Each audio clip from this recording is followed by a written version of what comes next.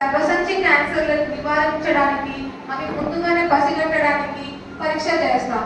So చాలా మంది ఆడవాళ్ళకి అసలు రొమ్ము క్యాన్సర్ ఒకటి ఉంటుందని, దానికి వచ్చే లక్షణాలు ఏంటి అని, గర్భసంచి కూడా క్యాన్సర్ వస్తుంది అని, దాని లక్షణాలు ఏంటి అనేది చాలా వరకు అవగాహన ఉండదు. సో ముందుగా మీకు అది ఎలా వస్తుంది, దానికి వచ్చే లక్షణాలు ఏంటి, దాన్ని ముందుగానే మీరు ఏదైనా డౌట్ఫుల్గా ఉండడానికి సిమ్టమ్స్ ఏముంటాయని ఫస్ట్ నేను మీకు ఎక్స్ప్లెయిన్ చేస్తాను.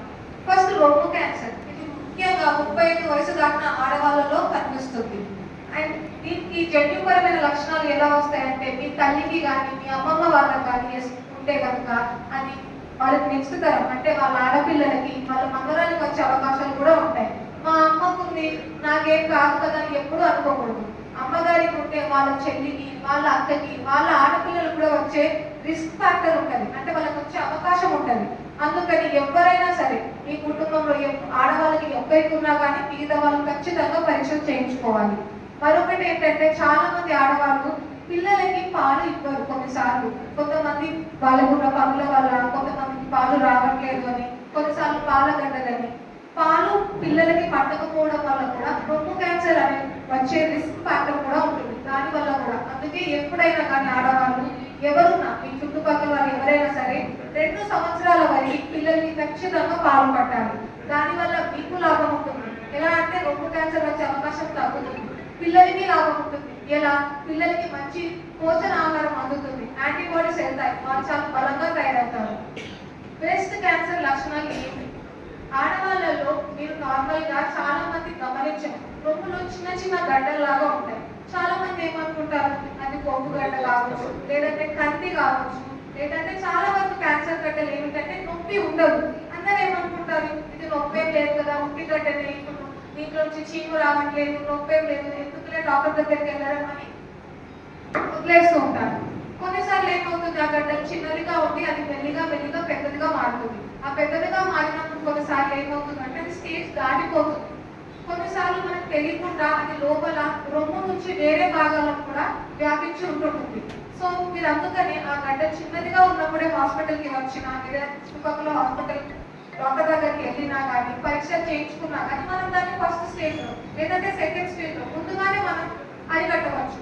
అది ఒక్కసారి స్టేజ్ దాటింది అనుకోండి, కొన్నిసార్లు వేరే బాడీలో వేరే ఆర్గన్స్ వెళ్ళింది అనుకోండి, అప్పుడు ఇంకా క్యాన్సర్ లెవెల్ ఇంకా పెద్దగా అవుతుంది. అప్పుడు ట్రీట్మెంట్ కొన్నిసార్లు చేయదాటిపోతుంది. ఇది రొమ్ము క్యాన్సర్ ఉండే లక్షణాలు. రొమ్ములోనే కాదు, చంకలో కూడా గడ్డలు ఉంటాయి. చాలా మంది ఇది గుర్తించారు, రొమ్ము ఒకటే అనుకుంటారు, కానీ రొమ్ము నుంచి క్యాన్సర్ ఫస్ట్ గా వ్యాపించేది చంకల్లోకి. చంకల్లో కూడా గడ్డల్లాగా ఉంటే మాత్రం వెంటనే హాస్పిటల్కి వెళ్ళాలి. నెక్స్ట్ వచ్చేసి గర్భసంచి క్యాన్సర్. చాలా మంది ఆడవాళ్ళని నిర్లక్ష్యం చేస్తారు. ఏమిటి అంటే, నెలసరి అయిపోయిన వయసు అంటే 45, 50 వయసున్న ఆడవాళ్ళకి నెలసరి ఆగిపోయి పుట్లు ఆగిపోయిన తర్వాత కూడా రక్తం కారుతుంది. కొంతమంది ఏమనుకుంటారు, నాకు ఆగిపోయి మళ్ళీ వస్తుంది కదా అని వదిలేస్తాడు. అలా కాకుండా నెలసరి ఆగిపోయినాక రక్తం వచ్చినా, ఎక్కువగా రక్తం వచ్చినా, ఉన్నదానికన్నా నార్మల్గా అయితే 5 రోజులు అవ్వాలి, అలా దానికన్నా ఎక్కువ రోజులు అవుతున్నా కానీ, భర్త కలిసినప్పుడు ఎక్కువగా రక్తం రావడం కానీ, ఇలాంటివి ఏవి జరిగినా కూడా మీరు వెంటనే హాస్పిటల్కి రావాలి. ఎందుకంటే గర్భసంచి క్యాన్సర్ అనేది చాలా మందికి ఇంకా అవగాహన లేదు. ఇది ఎలా నివారించవచ్చు అంటే, ఎస్పెషల్లీ పిల్లలు. ఇప్పుడు అది ఎక్కువగా ఎవరిలో వస్తుందంటే పెళ్ళైన వాళ్ళ నుంచి ఎక్కువగా చూస్తాం. ఎందుకంటే అది మీ పార్ట్నర్ నుంచి మీకు వస్తుంది వైరస్ అనేది. అండ్ దీంట్లో ఒక మంచి విషయం ఏంటంటే, ఈ క్యాన్సర్ దేని వల్ల వస్తుంది అనేది మనకు తెలుసు. హెచ్పివి అని ఒక వైరస్ ఉంటుంది, ఆ వైరస్ వల్ల గర్భసంచి క్యాన్సర్ అనేది వస్తుంది. మనకి ఇంకొక అదృష్టం ఏంటంటే, ఈ వైరస్ తెలవడం వల్ల దీనికి మనం ఒక వ్యాక్సిన్ కనుక్కున్నాం.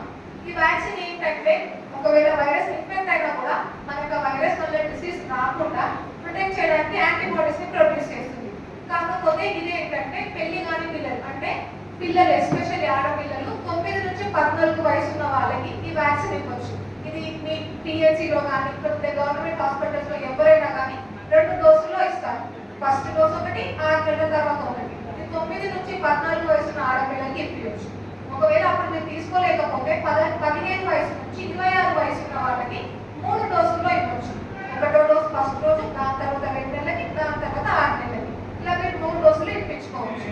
ఇది మాత్రం ఖచ్చితంగా ఆడపిల్లలు అందరూ, స్కూల్కి వెళ్ళి ఆడపిల్లలు కానీ, కాలేజ్కి వెళ్ళి ఆడపిల్లలు అందరూ మీ ఊరిలో, మీ ఊరి డాక్టర్ ఉన్నా కానీ, పిహెచ్సిలో కానీ బెనిఫిట్స్. సరేనా? ఈ రోజు మేము పైన అక్కడ మీకు